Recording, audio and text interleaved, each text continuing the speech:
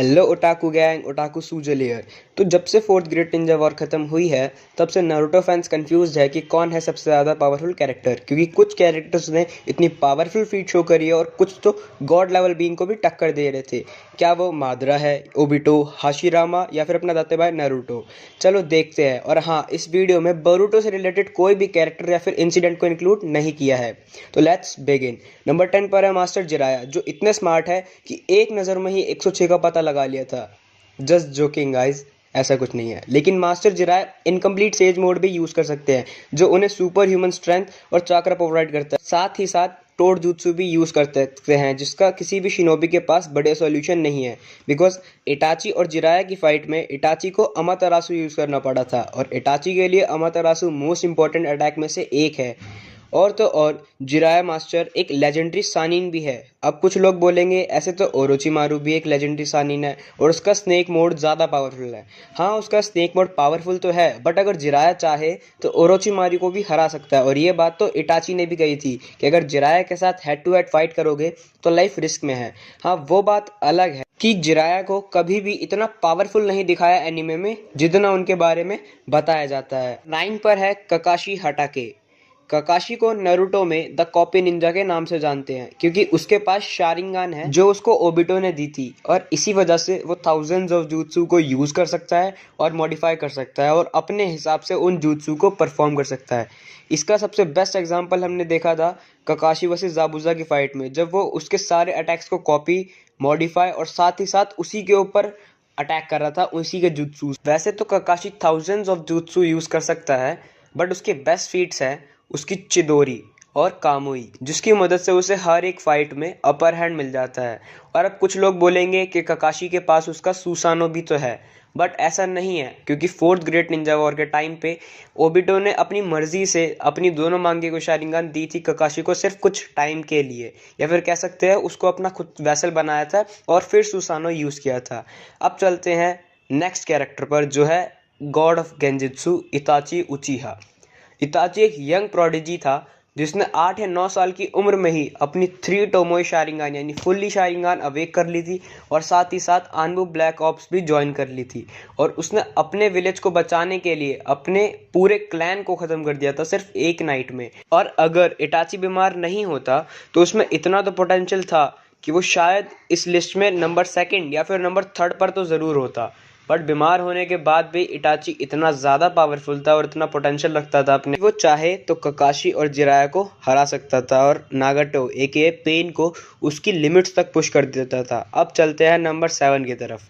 Pen या फिर नागाटो, जो कि इनिशियली उजुमाकी है, इसलिए उसके पास बहुत बड़ा चाक्रा रिजर्व है, इसलिए उसने रिनेगान को इतना एफिशिएंटली यूज़ किया।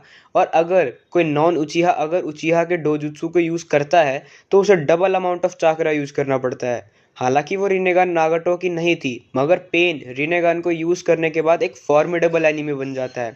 पेन अपनी रिनेगान को बाकी रिनेगान यूजर से अलग ही तरीके में यूज़ करता है, जिसमें वो रिनेगान की 6 डिफरेंट पावर्स, जो कि हैं Deva path, Asura path, human path, animal path, Preta path और नरका पाथ, इन पावर्स को नागाटो 6 डिफरेंट बॉडी में डालकर चाक्रा रॉड के थ्रू दूर से यूज करता है। और नागाटो ये काम इतने अच्छे से करता है कि उसने पूरे के पूरे लीफ विलेज को अकेले ही डिस्ट्रॉय कर दिया था। बट लास्ट में नारुतो ने अपने नो टॉक जुत्सु की मदद से नागाटो को राइट पाथ पर ले आता है। अब बढ़ते हैं नंबर 6, माइट गाय। अब स्टार्टिंग से ही नारुतो एनिमे में ये बताया जा रहा था कि माइट गाय ककाशी से बहुत ज़्यादा पावरफुल है, मगर जब फोर्थ ग्रेट निंजा वॉर में माइट गाय अपनी 8 गेट टेक्निक के 8th gate, gate of death open करता है तो वो मादरा को भी पेल देता है। बट माइट गाय की पावर का एक बहुत बड़ा ड्रॉबैक है कि जब भी user gate of death open करेगा तो उसकी स्पीड और पावर तो बहुत ज़्यादा बढ़ जाती है, बट जब वो उस पावर को नहीं झेल पाता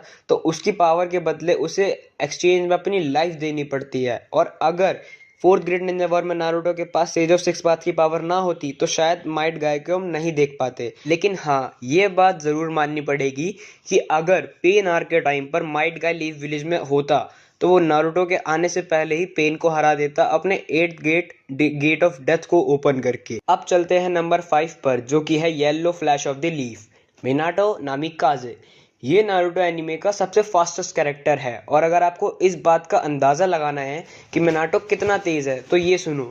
जब माइट गाय मादरा की तरफ अटैक लॉन्च करता है तो मादरा अपने डिफेंस में ट्रुथ सीकिंग ऑर्ब्स को गाय की तरफ फेंक देता है, बट तब मिनाटो अपना फ्लाइंग राइजिन यूज़ करके गाय से पहले उन ट्रुथ सीकिंग ऑप्स को अपने ऊपर लेके वहां से गायब हो जाता है। और दूसरा तब जब नाइन टेल्स अटैक करता है लीफ ब्रिज पे अपने टेल्ड बीस्ट बॉम्ब के थ्रू, तब मिनाटो पूरे के पूरे टेल्ड बीस्ट बॉम्ब को ही टेलीपोर्ट कर देता है। और जब आप फ्लाइंग राइजिन के थ्रू किसी भी चीज़ को टेलीपोर्ट करते हैं तो उसके चाक्रा को भी बियर करना पड़ता है और ये शो करता है कि मिनाटो को ऐसे ही नहीं yellow flash of the leaf क्यों कहते थे। अब बारी है नंबर 4 की, तो 4th रैंक पर है सास्के उचिहा और हाशिरामा संजू, क्योंकि मुझे समझ नहीं आ रहा था कौन से कैरेक्टर को ऊपर रखना चाहिए और कौन से कैरेक्टर को नीचे। तो हम सबसे पहले बात करते हैं सास्के उचिहा की, जो कि एनिमे की एंडिंग तक इतना पावरफुल हो गया था कि उसने सारे के सारे 9 टेल्ड बीस्ट को कैप्चर कर लिया था चिबाकू टेंसे की मदद से, जो कि रिनेगान की एक एबिलिटी है। और उसने टेल्ड बीस्ट की पावर को अपने हिसाब से यूज़ करा और फाइनली इंद्रा सुसानो को भी अनलॉक कर लिया। बट सास्के की जो रिनेगान है वो बाकी रिनेगान यूज़र से बहुत ज़्यादा डिफरेंट है, क्योंकि इसके अंदर 6 चोमोए हैं जो कि रिनेगान को रिनेगान यूज़र्स के मैक्स पोटेंशियल पर यूज़ करने में उसे हेल्प करती है। और कभी कभी जब सास्के इसका ओवर यूज़ कर लेता है तो ये रिनेगान गायब भी हो जाती है, बट हाँ अच्छी बात यह है कि ये कुछ टर्न के बाद वापस भी आ जाती है। सास्के अपनी रिनेगान को ज़्यादातर टेलीपोर्टेशन जुत्सु में यूज़ करता है। अब बात करते हैं हाशिरामा की, तो इसे गॉड ऑफ शिनोबी बुलाते हैं, बट जो भी कैरेक्टर्स टॉप 3 में है वो इससे भी ज़्यादा पावरफुल है। हाशिरामा का सबसे पावरफुल जुत्सु है उसका सेज मोड। बाकी हाशिरामा के बारे में क्या ही बात करें। अब बढ़ते हैं टॉप 3 की तरफ, तो नेक्स्ट 3rd रैंक पर है the great lover anime history Obito उचिहा। Obito ने अपनी मांगेक्यू शारिंगान बचपन में ही अवेक कर ली थी जब उसने रिन को अपने सामने मरते हुए देखा था, and because of Hashirama cells वो कभी ब्लाइंड नहीं हुआ। ओबिटो ने बचपन में ही मादरा से ट्रेनिंग ली और इतना केपेबल हो गया कि उसने अकेले ही 9 टेल्स को टेम कर लिया था और कोनोहा को डिस्ट्रॉय करा था, और खुद के दम पर उसने 4th ग्रेट निंजा वॉर को स्टार्ट किया।